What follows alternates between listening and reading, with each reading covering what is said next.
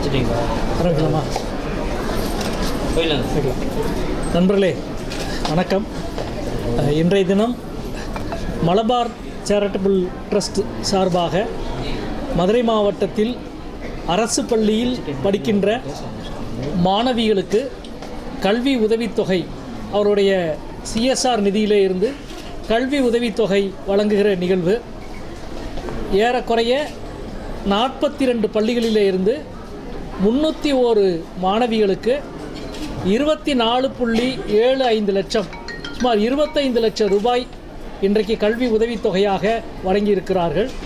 அதில் சிறப்பு விருந்தினராக பங்கெடுத்து இந்த 301 மாணவிகளுக்கும் 25 லட்சம் ரூபாய் கல்வி உதவித்தொகையை வழங்குகிற ஒரு நல் வாய்ப்புக்காக நான் முதலிலே நன்றி தெரிவித்துக் கொள்கின்றேன்.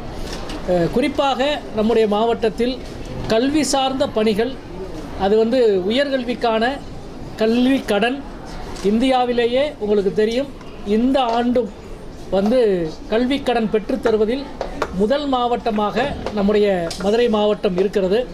இன்றைக்கு கூட இந்த நிகழ்ச்சிக்கு பிறகு வங்கி அதிகாரிகள் தான் சந்திக்க இருக்கின்றோம். இந்த ஆண்டினுடைய இறுதிப் பட்டியல் அநேகமாக அடுத்த வாரம் நாங்கள் வெளியிடலாம் என்று இருக்கின்றோம். இந்த நிகழ்ச்சியை பொறுத்தவரை நான் குறிப்பிட்டு சொல்ல வேண்டியது, அரசு, பொதுத்துறை வங்கிகள் கல்வி கடன் கொடுப்பது என்பது மிக முக்கியமானது. அதை கடந்து இது போன்ற நிறுவனங்கள் சிஎஸ்ஆர் நிதியில்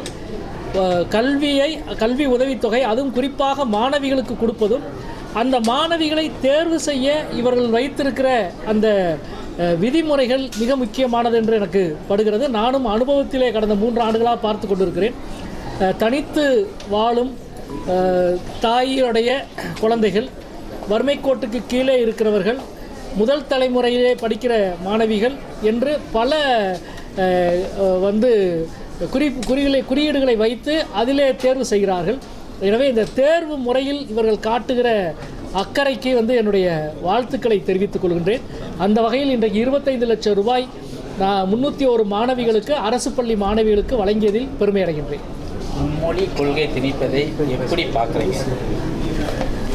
அதாவது நேற்றைக்கு கூட பாஜகவினுடைய தலைவர் ஒருவர் சொல்லியிருக்கிறாரு, ஹிந்தி, தமிழ்நாட்டு மக்கள் ஹிந்தி கற்றுக்கொண்டால் பிரதமர் மோடி பேசுவது நேரடியாக தமிழ்நாட்டு மக்களுக்கு புரிந்துவிடும், அதை தடுக்கத்தான் தமிழ்நாட்டிலே ஹிந்தி கற்றுக்கொள்ளக்கூடாது என்று சொல்கிறார்கள் என்று பாஜகவின் தலைவர் பேசுகிறார்.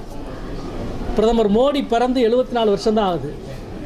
தமிழ்நாட்டில் இந்தி திணிப்புக்கு எதிரான போராட்டம் 86 வருஷமாக நடக்குது. உங்களது பாட்டனார்களையே சந்தித்தவர்கள் நாங்கள், பேரப்பிள்ளைகளை எப்படி சந்திக்க வேண்டும் என்று தமிழ்நாட்டு மக்களுக்கு தெரியும். ஹிந்தி ஆதிக்க எதிர்ப்பு எந்த வகையில் வந்தாலும் தமிழ்நாடு ஏற்றுக்கொள்ளாது என்பதைத்தான் எங்களது 86 ஆண்டு கால வரலாறும் சொல்லுகிறது. இப்பொழுதும் அதுதான் நடந்து கொண்டிருக்கிறது. மார்ச் 14 தமிழக பட்ஜெட் தாக்கல் பண்ண போகிறாங்க. அதுவும் உங்கள் சார்ந்த தொகுதிக்கு எதுவும் தனியாக ஏதாவது கண்டிப்பாக தென் மாவட்டத்தினுடைய வளர்ச்சிக்கு மதுரையினுடைய வளர்ச்சி மிக அடிப்படையானது. அந்த வகையிலே முக்கியமான கோரிக்கை நமக்கு தெரியும், சிப்காட்டினுடைய பணியை கடந்த வாரம் மாண்புமிகு முதல்வர் அவர்கள் துவக்கி வைத்திருக்கிறார்கள். தொழில்நுட்ப பூங்கா, அதுபோக மதுரையினுடைய வளர்ச்சிக்கு மிக முக்கியமாக பங்காற்றுவதற்கான வாய்ப்பு இருப்பது மதுரை தூத்துக்குடி இண்டஸ்ட்ரியல் காரிடார், தொழில் பெருவழிச்சாலை. அதற்கு தனித்த அதிகாரியை நியமித்து உரிய ஒதுக்கீடு செய்ய வேண்டும் என்று மாண்புமிகு முதல்வர் அவர்களை கேட்டுக்கொள்கிறேன். அதே போல் மதுரையினுடைய மத்திய சிறைச்சாலை உடனடியாக இடமாற்றம் செய்யப்பட்டு அந்த இடத்தில் ஒரு மிக முக்கியமான சில துறைகள் சார்ந்த நடவடிக்கைகள் துவக்கப்பட வேண்டும். மதுரையினுடைய சாலை மேம்பாட்டுக்கு கூடுதல் நிதி ஒதுக்கீடு செய்ய வேண்டும். மதுரையினுடைய சாலைகளுடைய நிலைமை என்பது தொடர்ந்து கவலைக்கிடமாகவே இருக்கிறது. பல முறை நாங்கள் எடுத்து சொல்லிக்கொண்டே இருக்கிறோம். அவற்றுக்கு கூடுதல் நிதி ஒதுக்கீடு செய்ய வேண்டும். தொழில் வளர்ச்சி, விவசாய வளர்ச்சி, உள்கட்டுமான வளர்ச்சி, அதே போல் பெருவழிச்சாலை, வணிக பெருவழிச்சாலை, இவைகளுக்கு கூடுதல் நிதி ஒதுக்கீடு செய்ய வேண்டும். தமிழ்நாட்டில் மதுரையினுடைய முன்னேற்றம் என்பது, வளர்ச்சி என்பது தென் மாவட்டங்களின் வளர்ச்சியின் முக்கிய புள்ளியாக இருக்கிறது என்பதை இந்த மாநில நிதிநிலை அறிக்கையில் பிரதிபலிக்கும் என்று நான் நம்புகிறேன், எதிர்பார்க்கிறேன். பிரதிபலிக்க வேண்டும் என்று என்னுடைய கோரிக்கையும் வைக்கின்றேன். தமிழ் காக்கும் அறப்போரில் மதுரை பார்லமெண்ட் உறுப்பினருடைய செயல்பாடு எப்படி இருக்கும்? எனக்கு புரியல உங்கள் கேள்வி. தமிழ் காக்கும் அறப்போரில் மதுரை பாராளுமன்ற உறுப்பினருடைய அந்த தமிழ் காக்கும் அறப்போரில் நீங்கள் உங்களை எப்படி ஈடுபடுத்திக்குவீங்க? வேறு என்ன மாதிரியான? இல்லைங்க, தமிழ் காக்கும் அறப்போர்ன்றது நீங்கள் வந்து ரொம்ப பொதுவாக சொல்கிறீங்க. கண்டிப்பாக இன்றைக்கு நமக்கு முன்னால் இருக்கிற மிகப்பெரிய சவால் சமஸ்கிருத ஹிந்தி திணிப்பு மட்டுமே வந்து எல்லா இந்திய மொழிகள் எல்லாவற்றையும் அழித்து கொண்டிருக்கிறது. குறிப்பாக நாடாளுமன்றத்தில் சமஸ்கிருதத்தை பேசவோ எழுதவோ தெரிந்த ஒரு உறுப்பினர் கூட கிடையாது. யாராவது பேசுகிறப்ப சமஸ்கிருத ஸ்லோகன் ஒன்றை மேற்கோள் காட்டுவாங்க, மற்றபடி சமஸ்கிருதத்தை பேசினா அவங்களுக்கு புரியாது, சமஸ்கிருதம் எழுதினா தெரியாது. ஆனால் நாங்கள் பேசுகிற எல்லாத்தையும் சமஸ்கிருதத்தில் மொழிபெயர்க்கிற வசதியை இன்றைய நாடாளுமன்றத்திலே செய்து வைத்திருக்கிறார்கள். அது யாருக்காக செஞ்சுருக்கிறாங்க?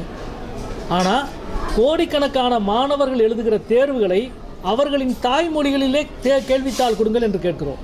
அதை மறுத்து ஆங்கிலம் ஹிந்தி மட்டுமே கேள்வித்தாள் கொடுக்கப்படுகிறது. அதை மாற்றி அனைவருக்குமான அனைத்து மொழிகளுக்குமான சமத்துவம் என்பதுதான் இந்தியா. அதை வலியுறுத்த வேண்டும். அதைத்தான் அரசியல் சாசன சட்டம் சொல்லுகிறது. அந்த வகையில் தமிழ் மொழியை என்னுடைய பாரம்பரியம் உலகின் மிக பழமையான மொழி என்பதை நாம் தொடர்ந்து விஞ்ஞானபூர்வமாக நிரூபித்து கொண்டிருக்கின்றோம். கீழடியும் மதுரையும் மதுரையின் தெருக்களும் மதுரையின் எழுத்துக்களும் அதன் சாட்சி. அந்த பாரம்பரியத்தை அந்த தொன்மையை தொடர்ந்து மக்களிடமும் அரசிடமும் முன்னெடுத்து செல்வோம்.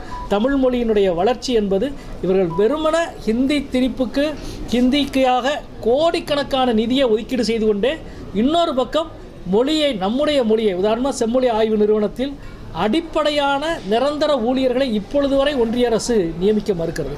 சமஸ்கிருதத்துக்கு இத்தனை 100 கோடிகள் 700 கோடி 800 கோடி ஒவ்வொரு ஆண்டும் ஒதுக்குகிற அரசு. ஆனால் அதே பார்த்தீங்கன்னா வந்து தமிழ் மொழியினுடைய வளர்ச்சிக்கோ இதர இந்திய மொழியினுடைய வளர்ச்சிக்கோ ஒதுக்கீடு செய்ய மறுக்கிறது. கீழடியினுடைய ஆய்வு முடிவுகள் 2013, 14, 15 ஆய்வு முடிவுகள் இப்பொழுது வரை வெளியிடவில்லை. நீதிமன்றம் தலையிட்டு சொன்ன பிறகும் இப்பொழுது வரை வந்து ஆய்வு முடிவுகளை வெளியிட மறுக்கிறது. இந்த வஞ்சகத்துக்கு எதிராக ஒரு பெரும் விழிப்புணர்வு தமிழ்நாட்டுக்கு தேவை. தமிழ்நாட்டு மக்கள் அந்த விழிப்புணர்வோடு செயல்படுவது இந்தியாவுக்கே வழிகாட்டியாக இருக்கிறது என்பதை தெரிவித்துக் கொள்கிறேன். நன்றி. மெட்ரோ ரயில்வே நீங்கள் நாடாளுமன்றத்தில் பார்த்துருப்பீங்க, உத்தரப்பிரதேசத்தில் 5 நகரத்தில் மெட்ரோ இருக்குது, மகாராஷ்டிராவில் 4 நகரத்தில் மெட்ரோ இருக்குது, மத்திய பிரதேசத்தில் 2 நகரத்தில் மெட்ரோ இருக்குது, குஜராத்தில் 2 நகரத்தில் மெட்ரோ இருக்குது. ஆனால் தமிழ்நாட்டில் ஒரே ஒரு நகரமான சென்னையில் மட்டுமே மெட்ரோ. அதிலும் ஃபஸ்ட்டு ஃபேஸ் மட்டும், செகண்ட் ஃபேஸ்க்கு எவ்வளோ போராட வேண்டியதாகிடுச்சு. இன்றைக்கு மதுரை மெட்ரோ, கோவை மெட்ரோ என்பதுதான் தமிழ்நாட்டினுடைய அடுத்த கட்ட வளர்ச்சிக்கு அடிப்படை. அதிலும் குறிப்பாக மதுரை மெட்ரோ இன்னும் கூடுதலான சாத்தியக்கூறு இருக்கிறது என்று சாத்தியக்கூறு அறிக்கை சொல்கிறது. கோவை மெட்ரோவை விட 2 நகரத்துக்கும் அவசியம் மெட்ரோ தேவை. எனவே இந்த நிதிநிலை அறிக்கையிலாவது நீங்கள் அதை ஒதுக்கீடு செய்ய வேண்டும் என்ற நாடாளுமன்றத்திலே நாங்கள் எல்லாம் கோரிக்கை வைத்தோம். தமிழக அரசு மீண்டும் மீண்டும் வலியுறுத்தி கொண்டே இருக்கிறது. நிச்சயம் ஒன்றிய அரசு மதுரை மெட்ரோவுக்கும் சென்னை மெட்ரோவுக்குமான அனுமதியை விரைவில் வழங்க வேண்டும். இல்லை என்றால் விரைவில் வழங்க வைப்பதற்கான ஒரு பெரும் திரள் மக்கள் இயக்கத்தை நாங்கள் முன்னெடுக்க இருக்கிறோம்.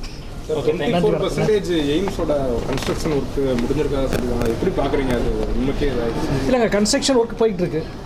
அவங்க வந்து சொல்லியிருக்கிற 2026 சொல்லியிருக்கிற 36 மாதம் சொல்லியிருக்கிறாங்க. 36 மாதத்தில் கட்டுமான பணி முடியும் என்று சொல்லியிருக்கிறாங்க. 36 மாதத்தில் முடியாவிட்டாலும் கூடுதலாக 2-3 மாதமோ 5 மாதமோ கூட ஆகலாம். ஆனால் நாம் இத்தனை ஆண்டு நடத்தின போராட்டத்தின் பலன் இப்பொழுது வேலை நடந்து கொண்டிருக்கிறது. எனவே வேலை நடக்குது. அதை நாங்கள் வந்து தொடர்ந்து கேள்விகளை எழுப்பி கொண்டு தொடர்ந்து அதை கண்காணித்து கொண்டிருக்கிறோம். மதுரை எய்ம்ஸை பொறுத்தவரை ஒவ்வொரு மாதமும் என்ன டெவலப்மெண்ட், என்ன வளர்ச்சி நடக்கிறது என்பதை மதுரையினுடைய நாடாளுமன்ற உறுப்பினர் என்ற முறையில் நானும், விருதுநகர் நாடாளுமன்ற உறுப்பினர் என்ற முறையில் நண்பர் மாணிக்கம் தாகூரும் தொடர்ந்து நாடாளுமன்றத்தின் ஒவ்வொரு கூட்டத்தொடரிலும் கேள்விகளை எழுப்பி கொண்டிருக்கிறோம். அமைச்சரிடம் பேசிக் கொண்டிருக்கிறோம். நன்றி, வணக்கம். நன்றி.